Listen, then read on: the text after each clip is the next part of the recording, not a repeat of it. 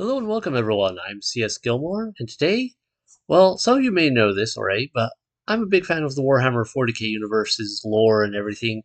I read a lot of books. So I decided, why not do some book discussions? I have a review, synopsis, discussion in general, bit of a rating, I don't know, I'll figure it out. But, yeah, I thought that'd be a lot of fun. And to start things off, I decided I'd go with the book Ravenor. It's my most recent read. This is done by Dan Abnett. He's the same writer who did the Eisenhorn books. He did Gaunt's Ghosts. Basically, he's written like over 50 books for Games Workshop, I think. And I can't think of a bad one. He writes really well. This book, you don't have to know some of his other works in order to read it, but it probably helps. If you've read the Eisenhorn series, there are some characters in this one that will be more familiar to you, such as Kara Swole and Patience Kiss, I believe, used to be part of Eisenhorn's retinue, but now they're part of Ravenor's revenue. Uh, ra- uh, is that the right word? Anyway, retinue, not revenue. Revenue is earnings. Retinue is group that you work with. Yes, retinue. Anyhow, uh, also the current state of Ravenor and several other things would probably make a lot more sense if you've read the Eisenhorn series first. For example, Ravenor used to be Eisenhorn's forget the right word. Used to be Eisenhorn's interrogator. That's the word. My brain wants to say inquisitor, but inquisitor is what Eisenhorn is and what Ravenor is.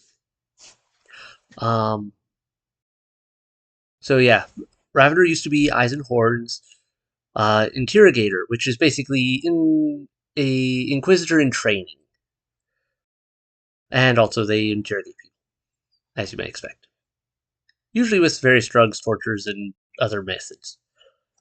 Now, Ravenor, when he was a part of Eisenhorn's retinue, he, I believe, was a psyker. He also, uh, you know, worked with Eisenhorn on several things, and then a bit of a disaster happened. He kind of got fire inferno with a building collapsing on top of him, more or less, and during a chaos attack, and it crippled him, like major crippling. He now lives inside of a capsule, essentially, that has hover mechanics and everything else, a speaker built in, and it has psi amplifiers on it. And but since he became crippled, he became stronger as a psyker. And so he now is able to continue working as an inquisitor himself. Now the Eisenhorn, this is at like sometime after the Eisenhorn series, I believe, and we're not sure where Eisenhorn is or if he's even alive. But yeah, so some things have happened that the Eisenhorn series really clarifies. I recommend starting with that. I'll talk about that series at some point as well, because I've read the whole omnibus of that, and I haven't read all of the books that follow after that one. There's a lot of books. Anyhow, I think that's a good background on like some of the characters that would be more clear if you had been familiar with them before. You also get some other characters. There's other members of Ravenor's retinue. Uh, there is Fraka, who is a blank, meaning he's basically an anti-psyker. 40k has this whole thing with souls. Most people have a little presence in the warp, but they don't have a lot of presence. But they have that's kind of like they call their soul. Psychers have a soul that is much more connected to the warp and able to draw power from the warp. So they're like big burning beacons in the warp compared to a little teeny spark of light. Blanks are generally considered soulless. They're the anti-psyker. They like cancel out warp by just being near it. And Eisenhorn made extreme use of them, despite being a psyker himself and being uncomfortable. And which generally, if you're a psyker and you're around blank, it can be like painful, if or at minimum uncomfortable. If you're a normal person, being near the blank is usually uncomfortable, and they're hard to like because you generally find them something about them feels off.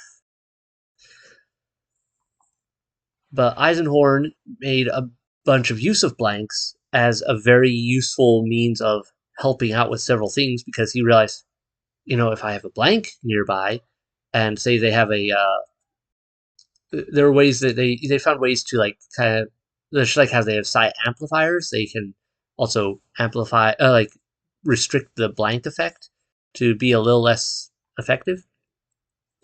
Anyway, basically, Eisenhower figured out blanks are really useful because if you have one around, you could say, really weaken a demon or stop some warp sorcerer from opening a portal to hell a little easier. You could also maybe prevent people from, say, using psychic abilities to spy on you because they can't get near you in their psychic ability form. There's astral projections because the blank would, with their aura of anti-warp, literally repels that sort of thing. So that's really handy. Fraka is a blank that works for Ravenor, and I don't know a lot more about him other than that. I don't know if there's other books in the Ravenor series that might explain more, but either way, moving on. There's Nail, who is an ex-bounty hunter. We already mentioned Kara Swole. She's a contortionist, acrobat, that sort of thing. She tends to work as like a spy. She'll disguise herself as like a prostitute, a dancer, and or just break into a place because she's very good at acrobatics and sneaking around and moving along balance beams and everything else. So she does all around the spy work and working with people. And Patience Kiss is a psyker as well, but of a different sort than Ravenor. Ravenor is like a generally powerful psyker, and when you're a powerful enough psyker, you can kind of do a whole lot of junk. Patience Kiss isn't quite as powerful, and she has a primary focus of she is a telekinetic psyker. She can chuck stuff, move stuff with her mind. And this gets really shown throughout the story. Also, we're going to talk about the book, so major spoilers. If you are going to read the book, don't listen to this. Or if you don't mind spoilers, I guess you could, but yeah, whatever. Or if you have read the book, share in your comments below, like, what was your favorite part of the book? Or worst part you found weirdest? Questions, concerns, things like that. I like talking 40k. But you get an example of all of the people throughout. There was another guy in the retinue. I am forgetting his name, but he did like a lot of the hacking and things like that, programming, database work. Then they also have a rogue trader that works with them, her navigator, and during the early portions of the book, they're investigating a planet. They are particularly investigating the drug trade because there's a new drug on the market called flects, and these are very much not normal. Ravenor is a member of the Ordo Xenos, meaning he deals with aliens. Xenos influence on the Imperium. However, like any inquisitor, especially dealing with everything in the 40k universe, Sometimes you deal with other areas too, like the Ordo Hereticus, or I've forgotten several of the other. There's so many different ones. There's like the Ordo Chronos. Basically, you deal with whatever you have to deal with because of whatever you run into. But he specializes in, and his main department of authority is dealing with Xenos artifacts and things that are affecting the Imperium. They're looking into flects because they believe they have Xenos origin, and flects aren't your standard drug. They are shards of glass. Warp tainted shards of glass. That when you look into them, you get a major drug dose effect. Like, you can space out, it seems to have various effects on people, but it's essentially addictive drug effect. And someone's been selling this stuff. And while they're investigating some of this, they have the groups all split up with Ravenor babysitting from space, basically psychically, kind of checking in on all of them because he can do that psychically. He can just watch them, even though he physically is stuck in a capsule in a hover chair. He has such amazing psychic ability, especially with some psi amplifiers on helping him out. He can astral project himself from space to a planet's surface all over the place, and keep an eye on various members of his group while they're doing stuff in different locations. One of them is falling up a lead here, one of them is falling up a lead there, and during one of these things, they get some leads. They're falling out. They find a druggie who's been using flects, and one of them, I believe it was Nail, was involved in this one, and he takes this boy, somewhere in his teens, who has been using flex and basically is telling him, take me to your dealer or else.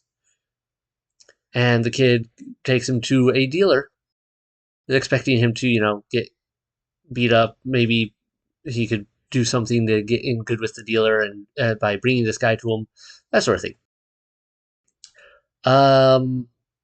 Now the dealer has, their goons and everything, and turns out, Inquisitor or henchmen, Inquisitor's retinue tend to be a little above average, Nail's specialty being combat, because he was a bounty hunter before, and he has a lot of combat experience.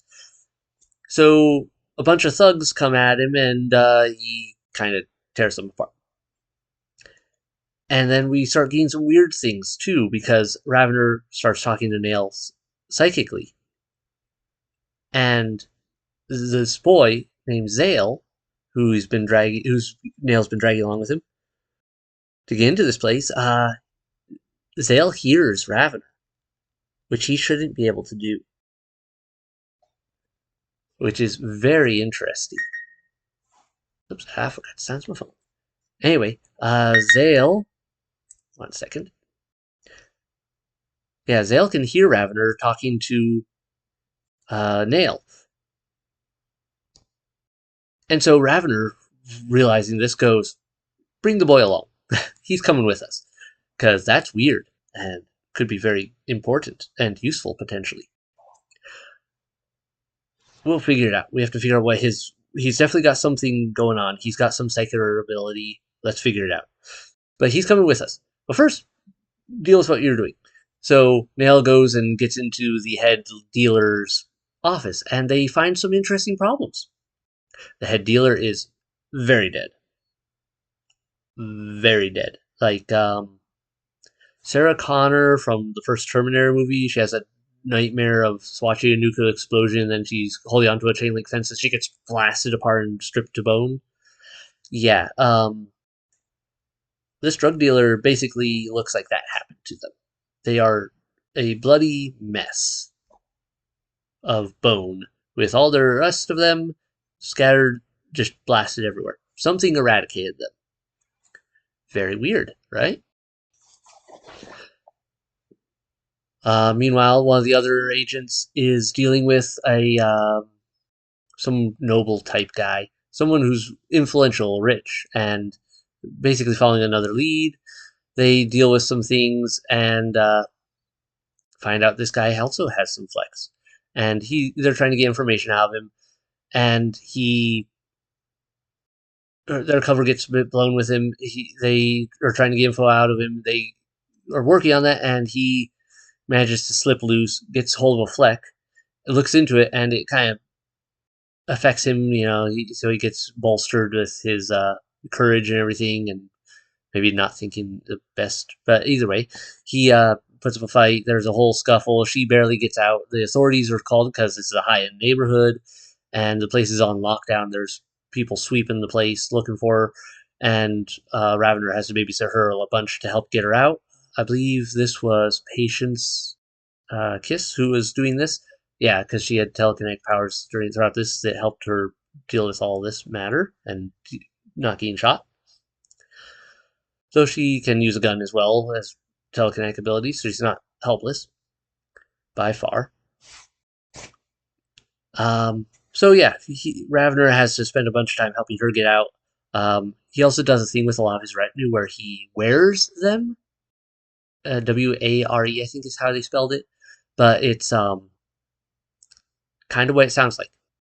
He psychically jumps into them and takes control of their body to help them out of a situation. I think there's some amplification that goes on because, I don't know, maybe he's also just really good at hand-to-hand combat and junk, but he literally helps them out of some situations by just jumping in and going, all right, I'm taking control to deal with this problem. I'll help you out. And it's just part of being part of his retinue. He, I think he uses some Wraithbone amulets to help amplify this connection, which is an interesting thing because, Ordo Xenos, the Inquisition kind of does whatever they feel like, and sometimes they do things that, the average Imperial citizen would get killed for, such as using Xenos tech like Wraithbone, which is a Eldari thing. Alright. Now, I should speed this up a bit, summarize a bit. Ravenor goes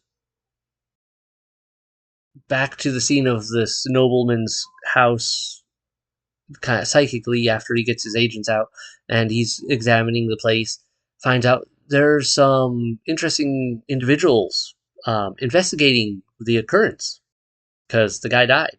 And that's a big thing for a bunch of nobles, especially well-connected nobles.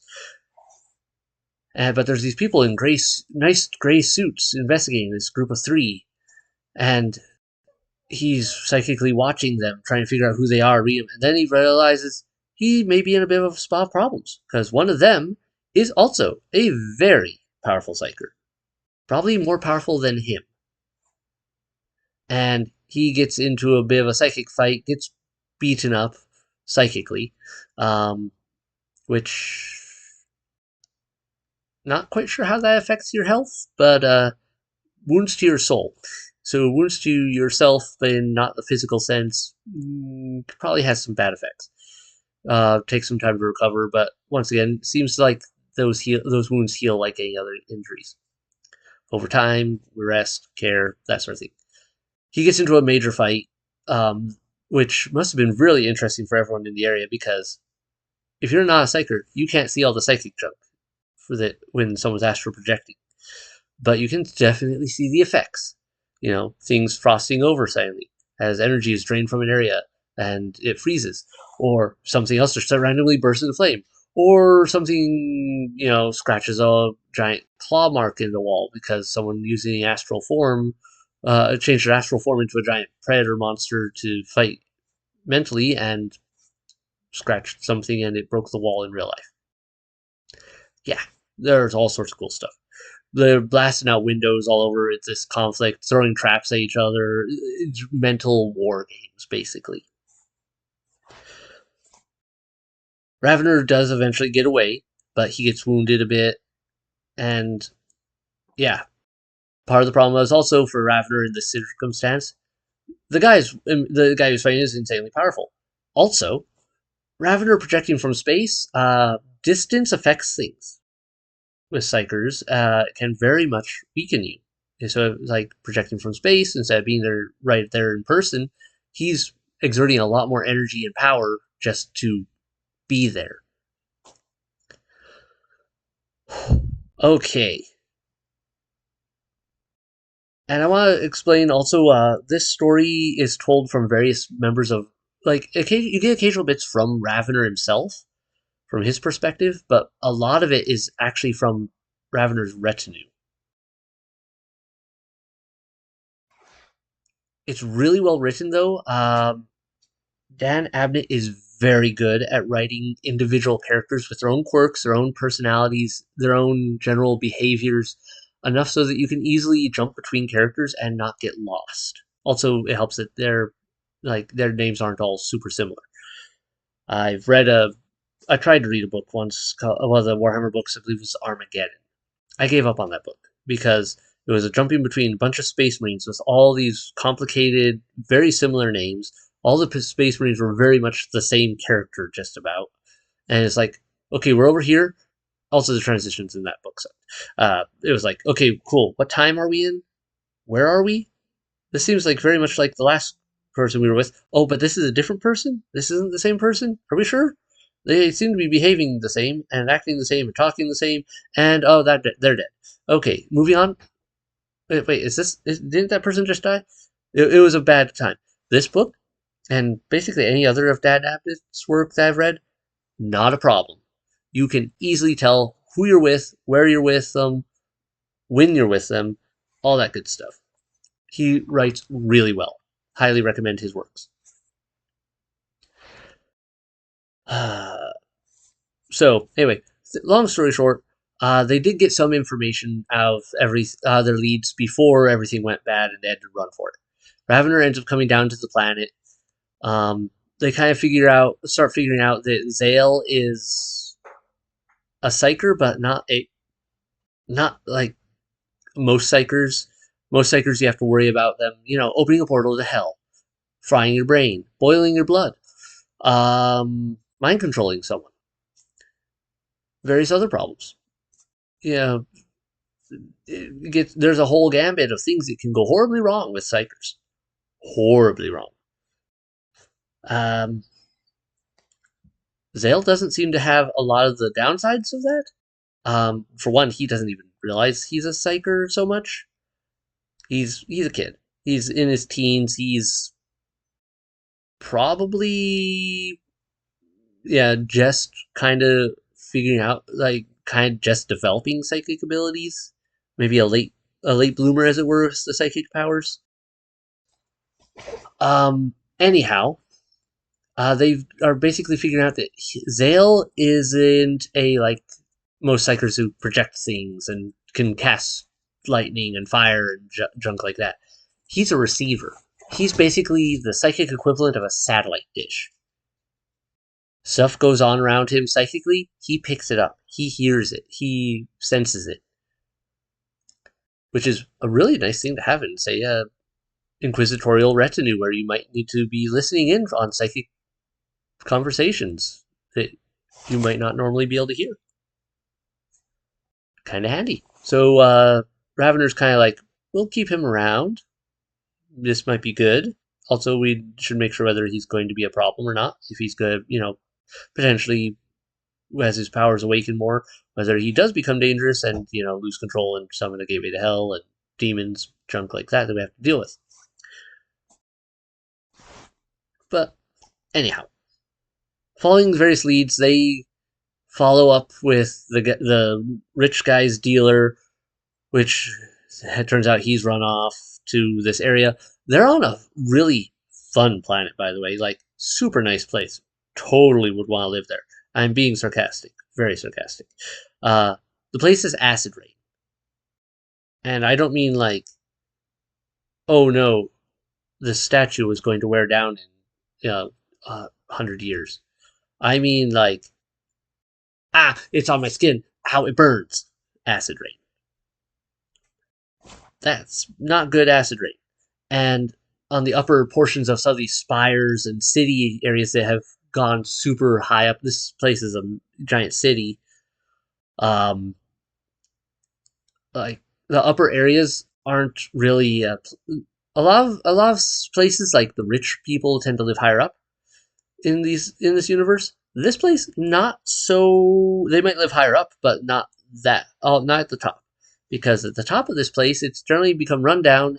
And do you like solar radiation? Because you're gonna get a lot of solar radiation up there. Because that place is basically, this planet is not very hospitable, especially if you're not wearing protective. If you don't have high access to protective gear for radiation and acid and general things that'll, probably not be healthy. Turns out this guy that they're hunting down is run up into this area way up high. They go up there. Um, they find out that he's been staying with a friend, and the friend might have been doing flects themselves a lot, and it's had some interesting effects on them. One, they've kind of gone a little loopy, and two, uh, they're seeing things, weird planets, weird, uh, just stuff in general. The warp has a lot of access to timey-wimey. Nothing makes sense here, but all of it kind of does at the same time, possibly in some cases, but not always. It's chaos. The retinue finds out, hey, this guy is up here doing this one dude's been up here doing drugs, doing flex, and writing stuff on the walls. All sorts of weird stuff that doesn't make sense. Weird words, poetry, lines, prophecy-ish type stuff. And also, oh, this one picture he's been working on. That's us coming for him. Ah, yes. Normal. Vision of the future, potentially. Okay, that's probably not good. They do a whole bunch of stuff, finding people, they get some people together after some more chase scenes and whatnot, and Ravenor comes and to question them a bit, and he questions the one guy who's been doing all the flex, and kind of ends up in a bad situation. He gets trapped in the guy, which is not normal for Ravenor. Usually it's you get in, you can get out. He gets stuck in this guy and sees this weird alien planet with all sorts of burned out stuff and all these weird things, and then some monstrosity comes up behind him and like smashes him. Like bites him or something, and he manages to basically, the guy he was in explodes. We find out later that, yeah, basically the guy just exploded. Psychic something or other went really bad, and boom, person everywhere. And Ravenor almost got dragged down with him. Barely managed to fight his way out enough to, once again, more psychic injury, but he lived. But they get some more leads. They find out there's this giant circus. Like, we're not talking like, oh, the circus, there's a tent. We're talking the circus. This entire section of the city is a giant circus. And they go and break in there, and they're dealing with some things. They find a guy who's been dealing with things. They break in various ways. Carswell gets in as acrobatic dancer person. Basically, she's wearing a body glove, but it's like, doesn't look like a body glove. It looks like she's naked, wearing gold paint, because that's one of the entertainment things that she snuck in as. And yeah, they get some weird stuff.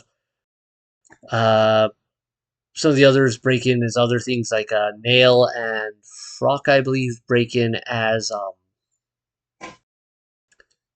meat processors, because this is one of those circuses that, people and creatures die in a lot as part of the entertainment, like gladiatorial arena stuff, and just putting on a show. And then, you can't have all that meat go to waste. Gotta turn it into food or whatever else you want. Just render it down to. Kitties, please don't get into that. Yeah, so anyway, Ravenor's retinue is sneaking into this place. Turns out there's rumors that like the governor's gonna be there. There's security around. They eventually find the guy they're looking for. There's a shootout, lots of chaos breaks loose, things go wrong, and some of them almost get killed, but they manage to squeak through. But the security gets called in. Turns out there was a lot of security available,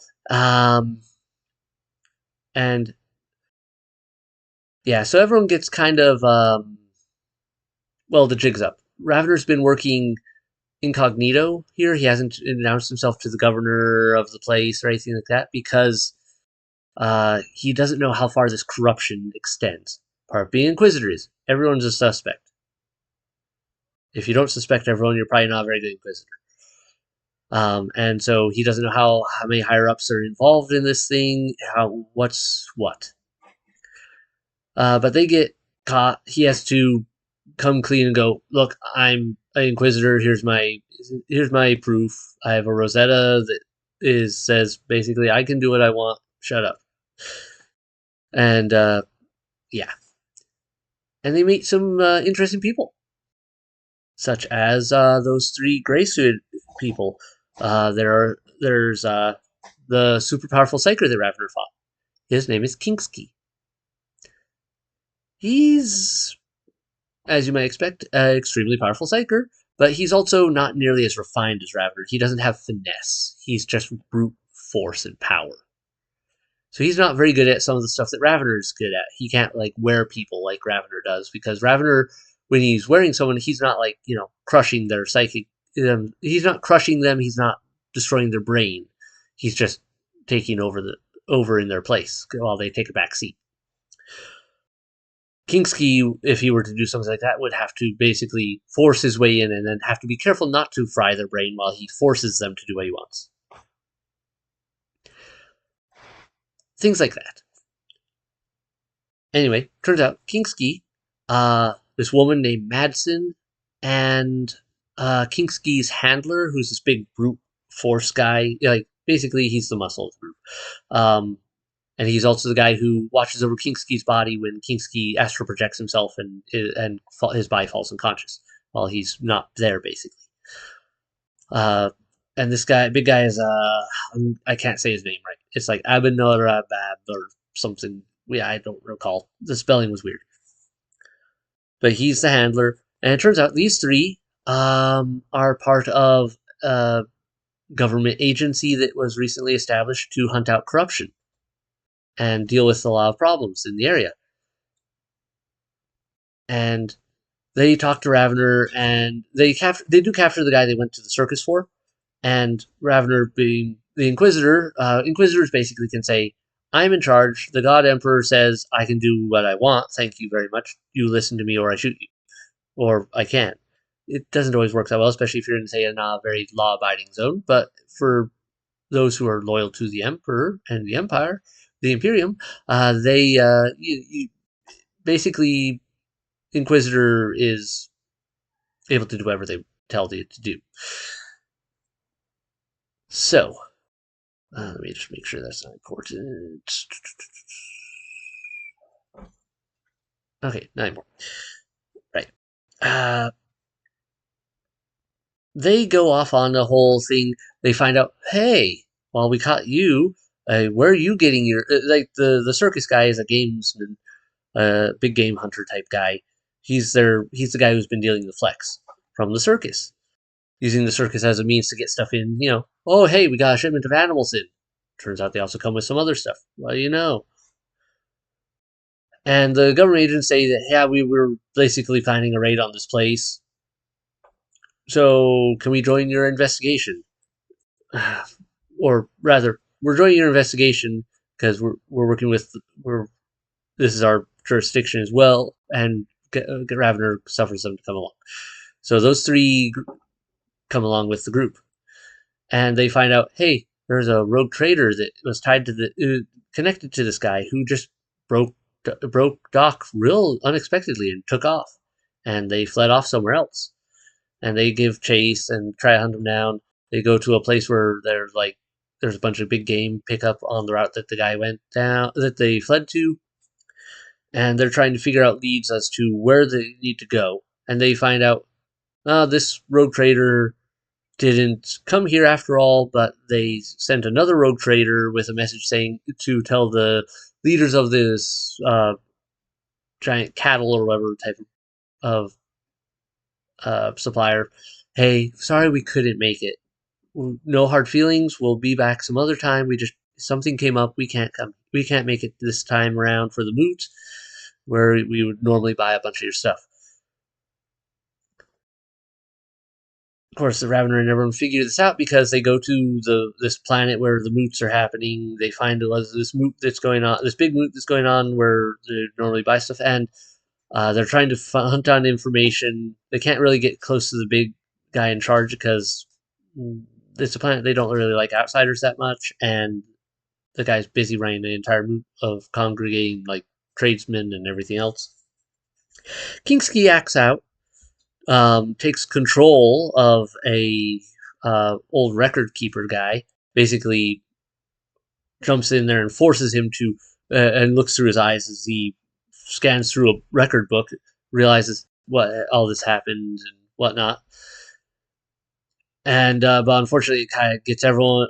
Someone they kind of notice something weird's going on, and things go wrong, and everyone gets in trouble, and they all have to bug out because turns out the leader of the moot has a psyker of his own, who is there to make sure no one else is using psykers, because there's a hard and fast rule that everyone knows about, except for say strangers who just came off our planet.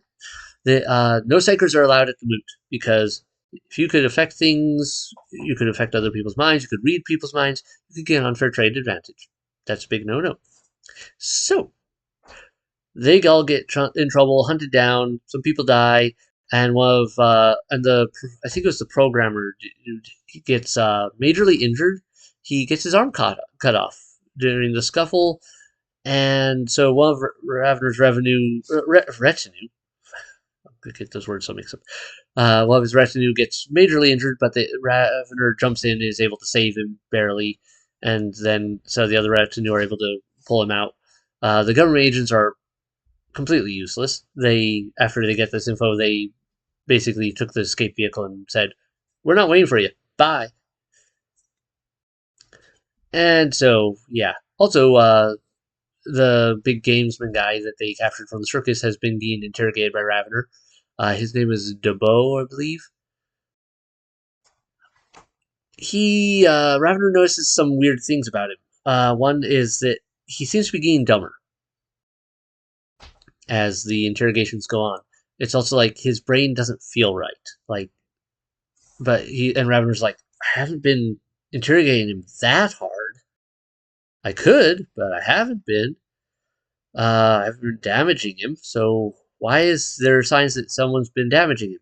Turns out the government agents have been, without Ravenor's permission, interrogating him as well. So Ravenor has a big sit down, hey, you do this again, and I'll kill you. I'll space you. And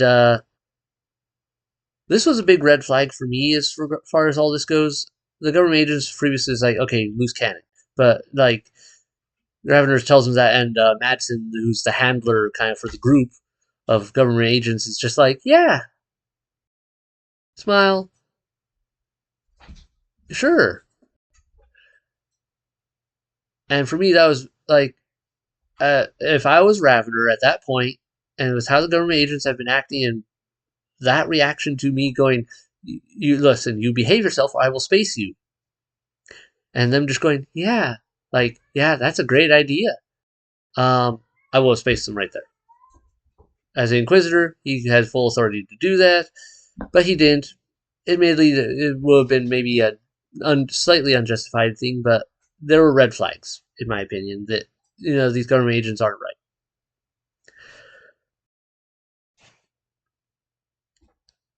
Anyway, they continue on. They managed to get the one guy's arm reattached, even though it's pretty much non-functional for at the time being, because major surgery, it just got reattached, like reattaching a finger. It's not probably gonna function right away, but it's 40k. Technology's weird. They can do stuff, and there's a lot that goes on. They hunt down. They find out that there's a meeting place for these rogue traders, and it's not just one rogue trader involved. It's out in this place called Lucky Space, because you're lucky if you survive for 5 minutes out there. Basically, it's out of the edge of Imperial control. Weird stuff happens. Bad stuff happens. But they go there. They're trying to hunt them down. They think we've got our own rogue trader. How rogue could you be if we they find out that there's like a cartel doing the select trade, and there is a buy-in. It's a ridiculous amount, but like Ravenor's like, if we say funded you the amount of money needed to buy in, how rogue could you be? Like telling the rogue trader, hey, can you help us out with this investigation? Get involved, maybe get buy into this cartel so we can get inside scoop. Things go wrong. They end up in a trap. Everyone gets captured. Ravenor gets a psi nullifier stuck on his chair, so that he can't do anything. He's basically just trapped inside his chair, unable to do anything because he doesn't have physical ability. And psychic ability being nullified, he's basically stuck. His retinue gets a bunch of... most of them get captured. Like a couple of them don't. But they can't do a whole lot. What are you cats doing over there? It's a skateboard? Cats.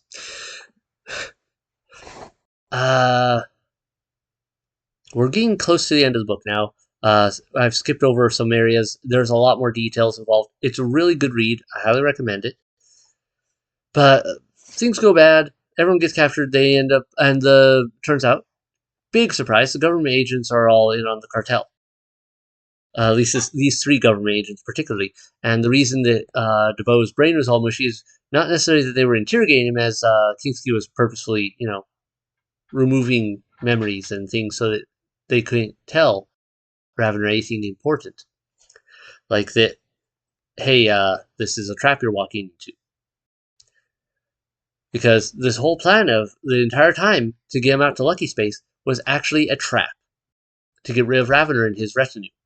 Because if they tried to get rid of him back on the planet, the planet was a major government hub. Like, there are obviously members of the government that aren't in on this dark drug cartel deal. In fact, the Lord Governor sounds like he might be on the up and up. Hard to say, especially since most of the info we get on that was from the government agents that are definitely not on the up and up. But yeah, lost my train of thought here a little bit. But yeah, no, lots of not good. They get betrayed, and the government agent's plan was for this whole thing is, okay, we've captured everyone, and now we're going to drive your ship into the sun. We're gonna capture you all, lock you up in a storage room, and we're gonna drive your ship into the sun so you can all die horribly. And it happened out way in the middle of Lucky Space where people won't notice, and bad stuff happens all the time. So we could just say, everyone else died. Fully believable. And they start driving the ship into the sun. Unfortunately for them, like 3 members of Ravenor's retinue are loose. Mostly, actually, it wasn't 3. It was like 2 of them. Nail's been captured. Frock has been captured. The guy with his arm issues has been captured, and he started doing flects himself a little bit as basically a drug escape from being crippled and trying to deal with that. There's a lot throughout this story about kind of like the cost of being an inquisitor and being an inquisitor's retinue. How many times have I screwed this up already in this video? Like 3, 4 times, maybe 5. Anyhow, there's a lot. There's a big focus on that, though, on the cost of being an inquisitor. It's something that Dan Abnett has written a lot about, especially in he does that a lot as part of character development, like the cost of being a guardsman, the cost with Gaunt's Ghost, the cost of being inquisitor with Eisenhorn and his retinue, and his stories. What are you willing to give up in service to the God Emperor? And so it's like, yeah, Ravenor's basically a cripple in a chair using only who's stuck using only psychic powers to do everything. And he used to be a perfectly functional human being, but yeah, so that's what being being an interrogator and eventually inquisitor himself has cost him. The rogue trader that they're working with is a little iffy about doing a lot of this stuff. She's not exactly a combatant, and she's got some trauma from apparently a previous operation where things went really bad and like a third of her crew and everyone died. And she's like debating, am I going to keep working with Ravenor? Am I going to retire from this and go back to just being a normal rogue trader? Uh, the guy who has Armkoff is like, is this how it starts? Like, do I, like, how long before I end up like Ravenor? Uh, Nail, during the early bit with Zale, he actually loses a finger in the fight with a bunch of the drug goons. And he's like, wow, that's the first time I've lost a piece of myself during this whole thing. During all this, I have to get like a prosthetic attached. But is this how it starts? Eisenhorn himself in the other series is basically only functional due to a lot of prosthetics and augmentations and psychic ability and just sheer will. So there's a lot about the cost of being Inquisitor. Anyhow, wrapping up the story, Kara Swole is loose and Patience Kiss is loose with Zale. Because they were in different areas at the time that the bad guys all took over the ship and took the group that was trying took over the group hostage that was trying to sneak into being part of the cartel. But everyone's getting brought to the ship to drive them into the sun. And oh no, it was an accident because no one out in Lucky Space cares. I mean, there's people dealing with Xenos. There's people dealing with Pride Chaos. There's bounty hunters hunting people down. It's one of those. As long as you don't break the rules of the place, no one cares. You recompense for any damages you cause, and if you draw a gun, we'll kill you. You can use swords though. Swords, staves, mallets. No one cares. Hand-to-hand combat, sure. No guns though. That's the rule, because you might hit someone else. It isn't involved in your scuffle. And we're trying to do a place of business here. Long story short, Kara gets Nail and Fraka loose by they're down at the station with the rogue trader. They get captured. They get taken in a shuttle back to the ship. Kara finds a really dingy, like beat up spacesuit and rides on the outside of the shuttle to keep up with them. And she's got some weapons on with her and everything, but she gets pretty beat up in the whole process because the spacesuit kind of sucks and was on not a very good spacesuit. So she gets like some like solar radiation burns on her face. She gets nearly frozen to death by the time the shuttle lands on the ship. But she is able to pull through, and she's able to take out some people and get Nail and Fraka loose. Meanwhile, Patience is with Zale, and they're trying to avoid capture on the ship too, while a bunch of these gamesmen are running around hunting down the crew and either killing them or capturing them to stick them in a hold. Ravenor's been nullified. He's basically just stuck as a chair. And they lock him in a different hold. And this is where things kind of go all wrong for the bad guys, because they get loose. Nail, Fraka, Kara are loose. Patience is loose, and they're doing their own things throughout the ship, trying to figure out what's going on, how to take control of the ship back. They've got the rogue trader with them, whose ship this is, and they find out that the government agents basically hijacked the system. But being a proper rogue trader, she has a backup access terminal for emergency cases such as this. They get to that, finds out the agents had expected something like this. So while it didn't give, so the rogue trader getting in there and activating the other terminal doesn't give her control of the ship, but it does lock everything down for everyone instead. So at least they aren't being actively driven into the sun right at the moment, giving everyone a bit of time to duke it out. This is where it gets bad because Kingsky is up on the bridge. Fraka's been shot. It gets shot. Wait, no. I'm missing someone. I think there might have been another retinue member because Fraka wasn't the one who... I don't think Fraka was the one that was down on the planet. Fraka was up on the bridge. I think there must have been a third retinue member. I'm forgetting what his name was. Sorry. Confusing, I imagine. But yeah, I'm forgetting a member of the retinue.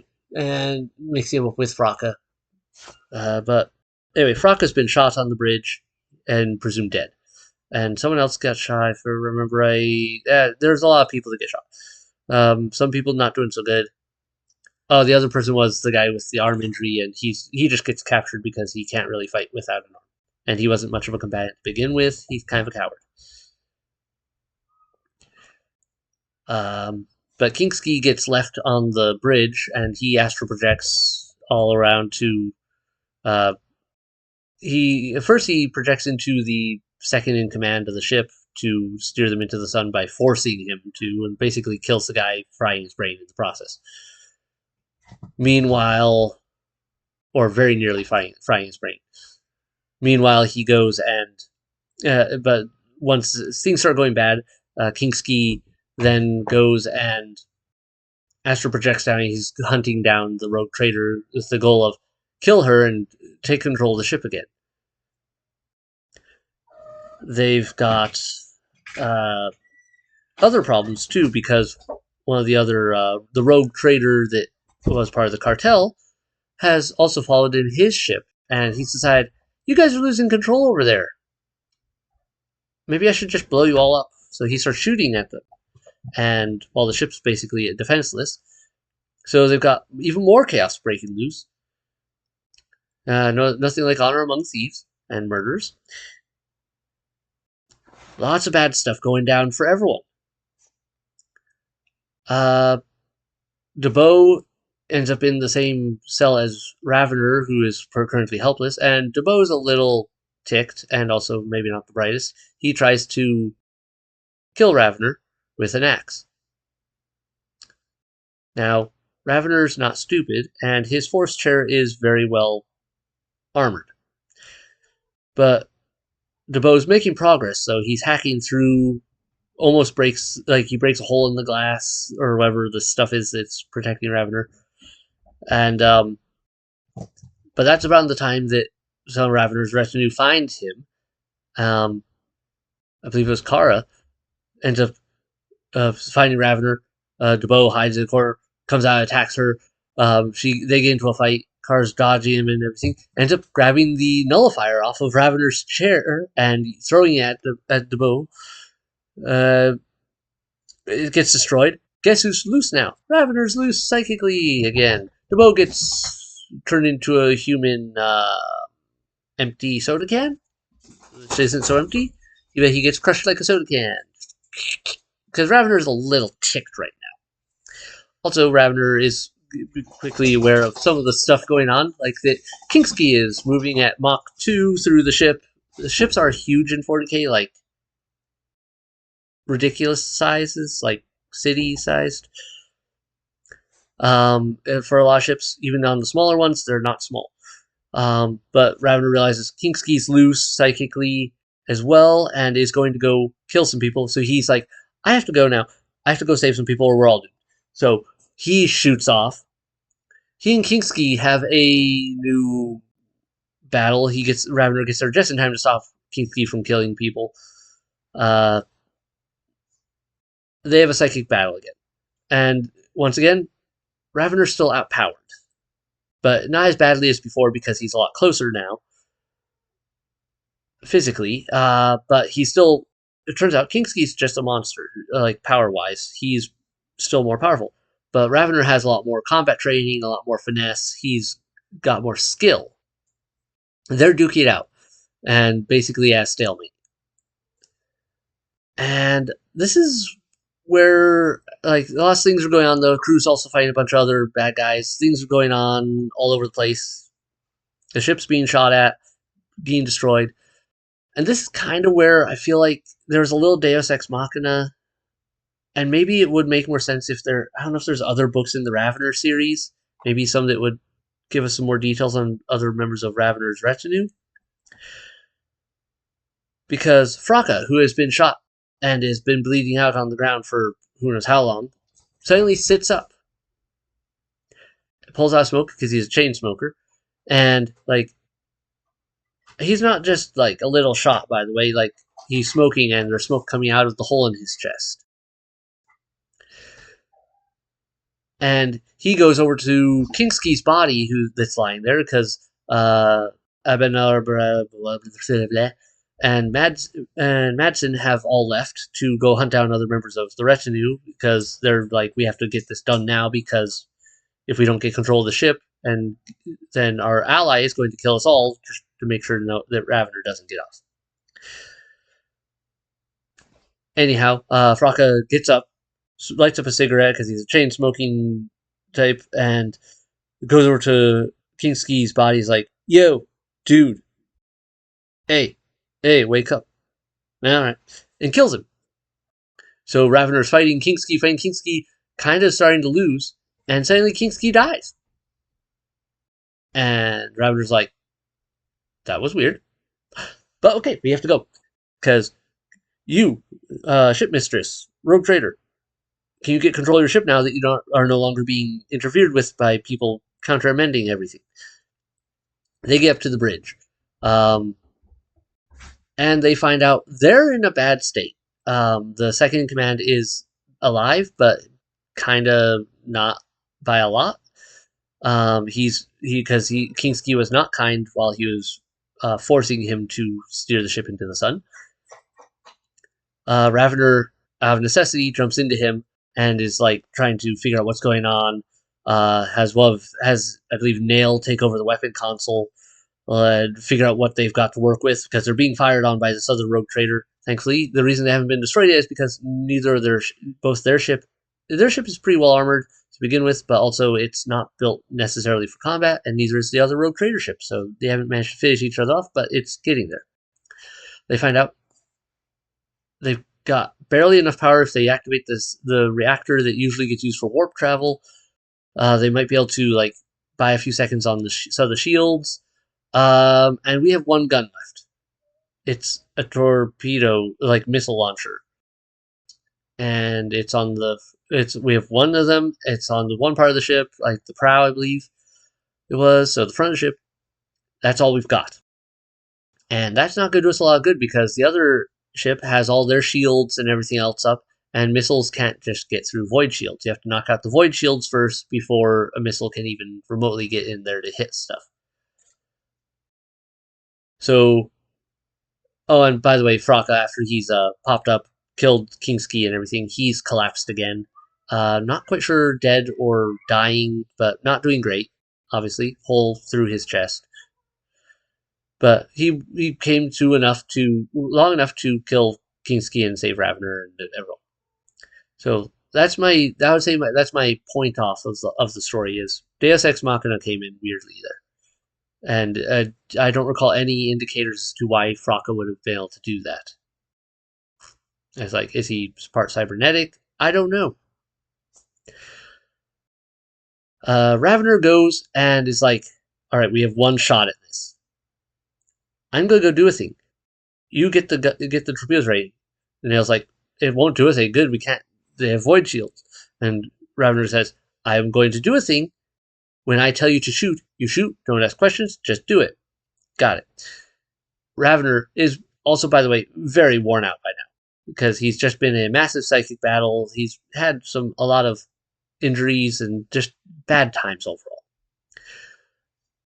But he projects himself out of their ship over to the other rogue trader ship, the bad guy rogue trader ship, checks out the crew, looks in on the basically the bridge, and scans around. It's like officer, defense officer jumps in, and kind of like Kinski in this case, the guy's not just letting him in, so he has to force his way in.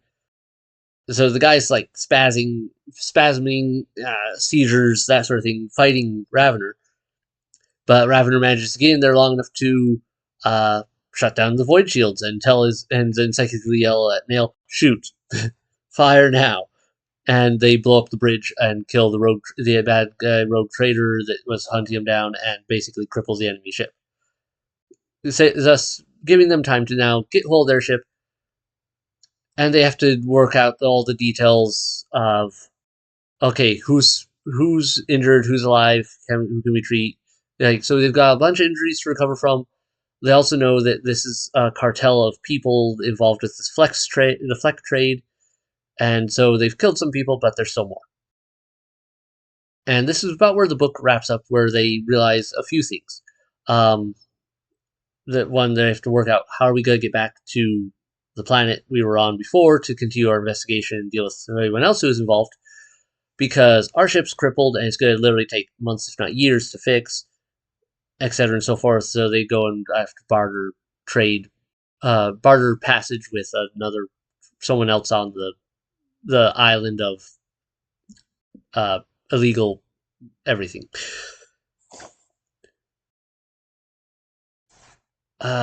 But they have learned some interesting stuff. For one, they've learned where the flects come from and why they're being traded. Turns out the flects are actually a side hustle of a bunch of these rogue traders and everything for extra income on top of other things that shouldn't be getting done. Because throughout this process, they found out that the flects are coming from a sector further out, which had been lost to warp storms for hundreds of years. And only recently, so the warp storms have abated, and so the planets have come out. So you've got these planets that have been completely decimated. No one's there anymore. And they've been infused with chaos. Powers with the warp from being exposed to it all this time. And apparently some people, have made a trade of going there and, finding old Imperial databanks and other information amongst the ruins, which some people would pay money for. And while they were doing that, some of these rogue traders had found, hey, there's bits of glass everywhere, and it's been super warp infused, and it has this drug-like effect. We can sell this. So because of a side gig, selling drugs, essentially, warp drugs, which led Ravenor to them, which led to him finding out there's a cartel and that they're actually dealing in a whole bunch of other bad stuff that they shouldn't be dealing with, and now it's really his business and he has to deal with this. But that's where the book ends, and more or less. And yeah, I'm not quite sure what's going to happen with some of the crew. I'm guessing there's either other books after this. I'm going to have to look into it, or maybe there's going to be more books. There definitely is room for more books in this series, if there isn't one already. Let's see, Eisenhorn, Ravenor.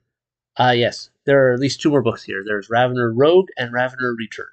So I have some more reading to do if I can ever find these books. There's so many books. So many books to read, not enough time.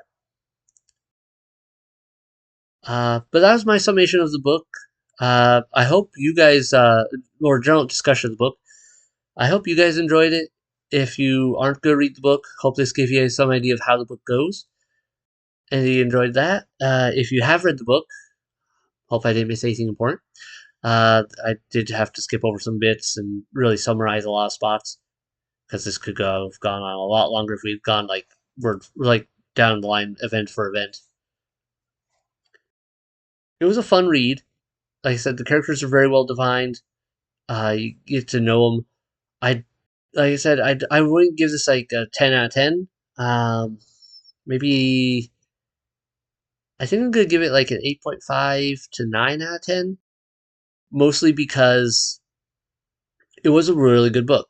A lot of the characterization, the story, and everything were a lot of fun. But there were a few spots where it's just like, eh. like the Deus Ex Machina with Fraka just popping up and going, "Hey, Kingski, die! Hey, Ravenor, you're now not dying. Everything else can be done. Good." It just felt weird. And there's, like I also mentioned, like there's that spot where the government agents were just not acting right. And yeah, it could maybe have been written off as they're just doing their own investigation and not being good at following orders and taking not taking the lead. But they were acting weird and things were not being right, and it was just a lot of something odd going on that suggested that someone had been screwing with other people psychically in ways that had been affecting what information they could get by from them. It just I'm pretty sure if I was an inquisitor myself, I would have spaced them well before they got to the springing the trap part of things because they were giving off red flags. But I'm not inquisitor, and that's probably for the best because I would suggest that our world has gone down a very dark timeline of bad things that should never be. Uh, but that's Ravener. I highly recommend looking it up. I highly recommend reading the Eisenhorn series first. Just timeline wise, it's before this, and you get to know some of the stuff in the general writing style that. Uh, I think the Eisenhorn Chronicle, like the Eisenhorn series, reads very James Bondy in some cases. If that makes sense, it's a lot of good books there. I am interested in continuing this series. I am definitely going to have to look up Ravenor Rogue and Ravenor Returned at some point because I do like the story and I like the book. I just feel like something that didn't get explained somewhere that probably should have been once or twice.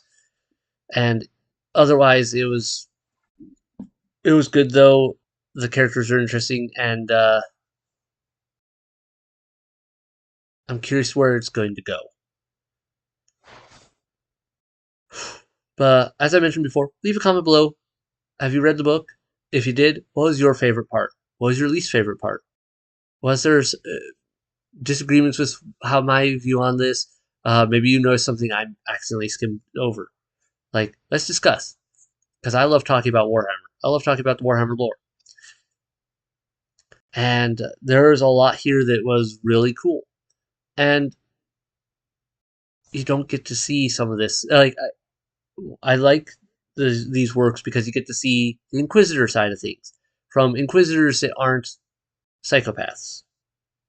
Like, because you get some Warhammer books, you get some Inquisitors that are just like, yeah, so I just went in here and I hate everyone, and you're all dying now because I decided that you smell funny and you might be xenostated or a heretic because you tripped and fell and while you were supposed to be bowing to the emperor, or I don't know. Like, they get weird. Some Inquisitors are weirder than others. Also, I'm curious. Yeah, I'm guessing Ravener Rogue is going to involve him going a little, maybe deeper off the deep end of things to handle problems. Kind of like how Eisenhorn starts off with being um, very clean cut. This is how you do it. You don't do it otherwise. You don't cross the line.